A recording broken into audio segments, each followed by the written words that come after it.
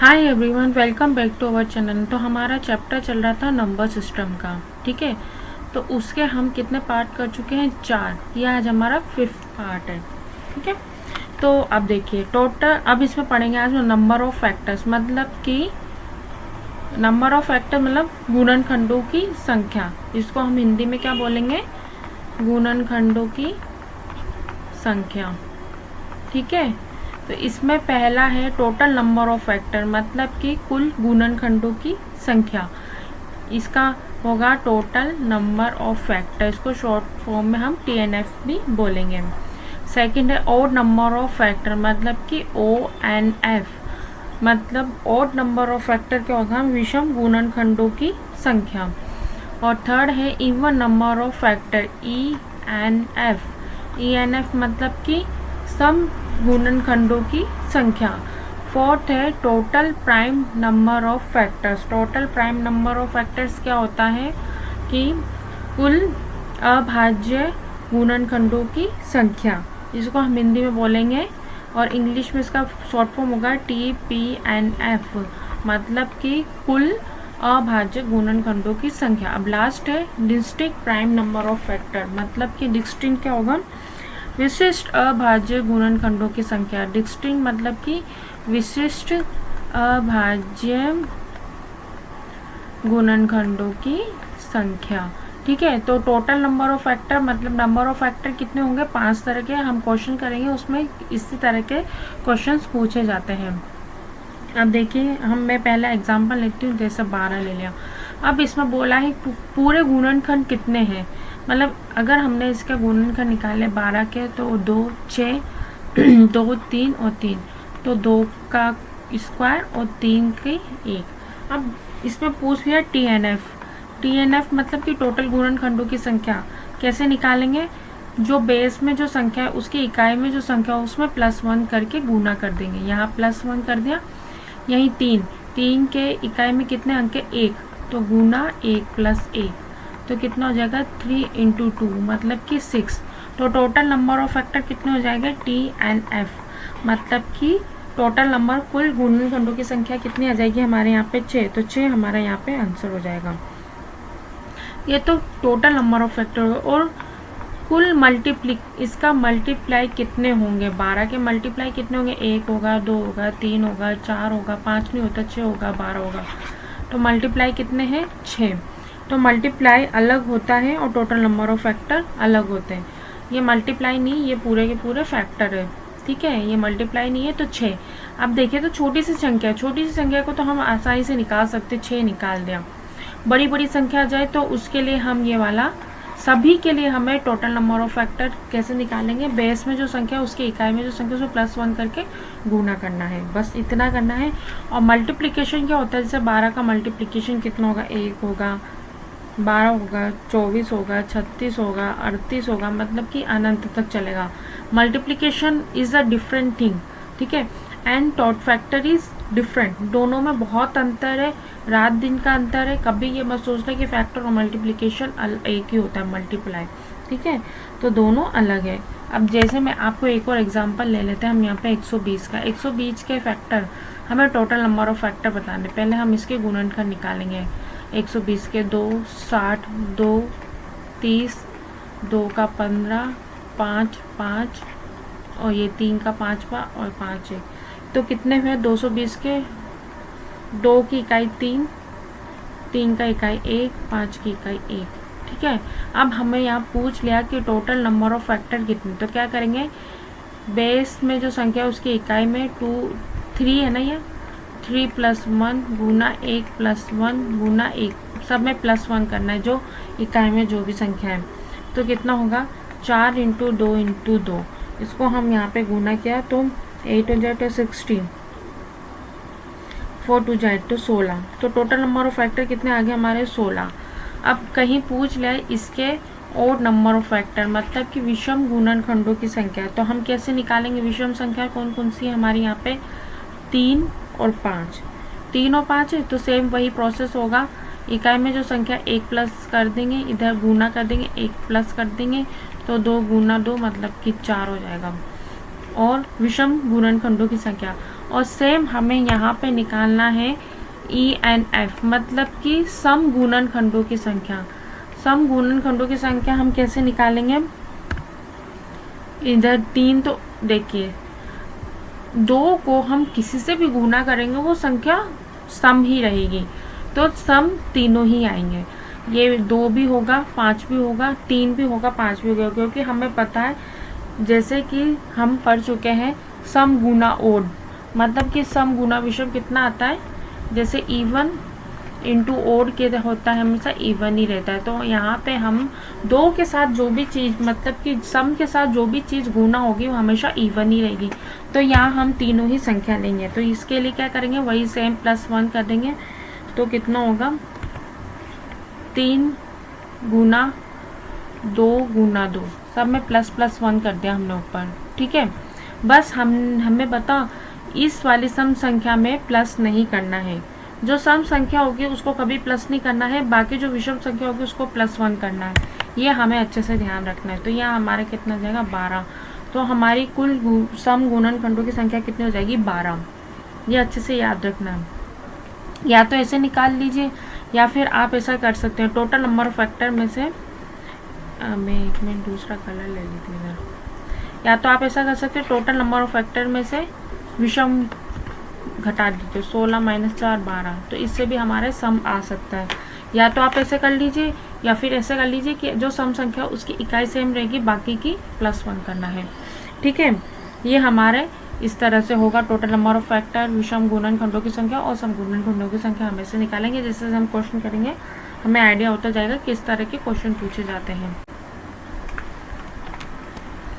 देखिए अब देखिए इसमें फर्स्ट क्वेश्चन है find total number of factor, मतलब कि हमें क्या निकालना है, कुल गुणनखंडों की संख्या। TNF निकालना है किसका, 360 का। तो 360 की पहले हम गुणनखंड निकालते हैं। 2 1 8 0 2 90।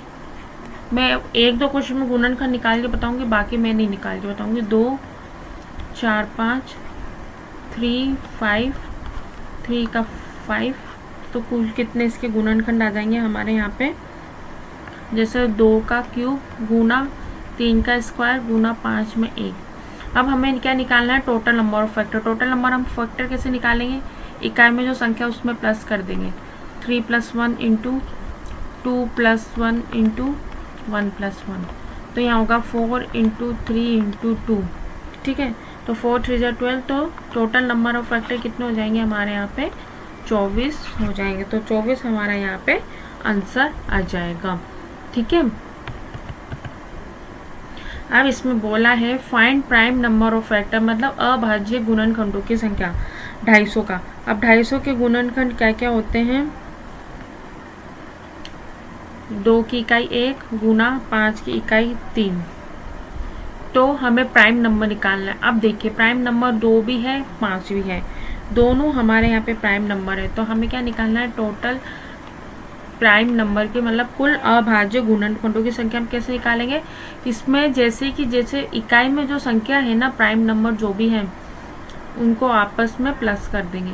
जैसे कि ये हमें पता है 2 भी एक प्राइम नंबर है और 5 भी एक प्राइम नंबर है। ठीक है, तो 2 के ऊपर इकाई कितनी है, 1 और इसमें 3, तो 3 प्लस कर देंगे तो 4 आ जाएगा हमारा आंसर यहाँ पे। तो total prime number of factor कितने हो जाएंगे हमारे, 4। तो 4 हमारा यहाँ पे आंसर आ जाएगा। ठीक है,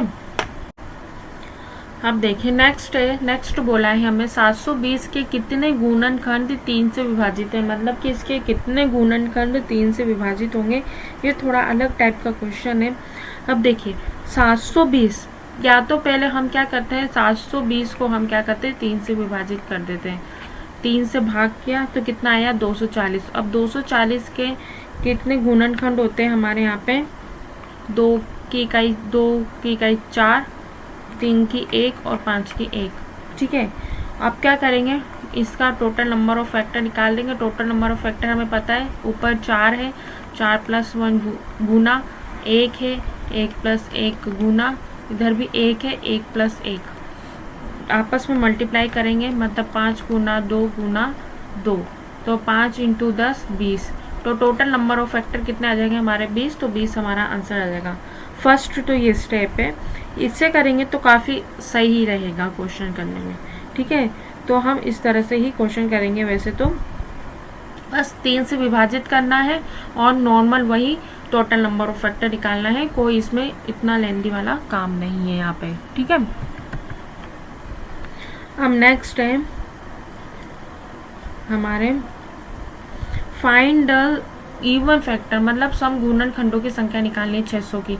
तो 600 की हमें पहले गुणनखंड निकालते हैं। 600 के गुणनखंड कौन कौन से होते हैं? 2 का स्क्वायर इंटू 5 का स्क्वायर इंटू 3 का 1। अब मैंने बताया था आपको सम फैक्टर कैसे निकालेंगे हम। सम फैक्टर आप देखिए यहाँ 2 एक सम संख्या है, तो हमें ये दोनों संख्या भी लेनी पड़ेगी। मैंने बताया था सम गुना विषम क्या होता है, हमेशा सम होता है, और जो सम संख्या से जो भी गुना होगा वो हमेशा सम ही कहलाएगा। अब देखिए जो सम के ऊपर जो इकाई है वो सेम की सेम रखेंगे हम यहाँ पे 2, ठीक है।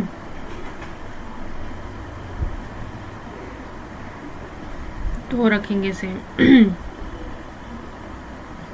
यहाँ पे 3 आएगा शायद, इधर 3 है, हाँ इधर 3 आएगा, 2 की इकाई 3 है, तो 3 को हम सेम रखेंगे। और 5 के 2 है तो 2 + 1 कर देंगे, और इंटू में इसका 1 है तो 1 + 1 कर देंगे, ठीक है। तो 3 × 3 × 2, 3 3 जा 9, 9 2 जा 80, तो 18। तो सम गुणनखंडों की संख्या कितनी आ जाएगी हमारी? 18। तो 18 हमारा यहाँ पे आंसर हो जाएगा, ठीक है।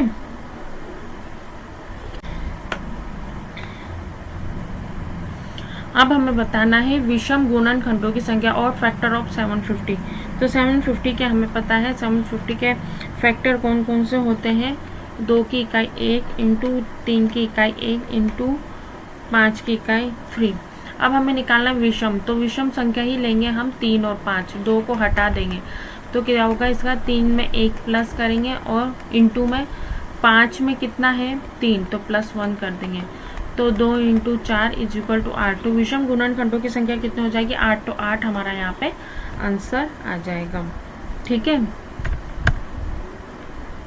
अब देखिए नेक्स्ट है डिस्टिंक्ट प्राइम फैक्टर, मतलब कि विशिष्ट अभाज्य गुणनखंडों की संख्या। अब ये कैसे निकालेंगे?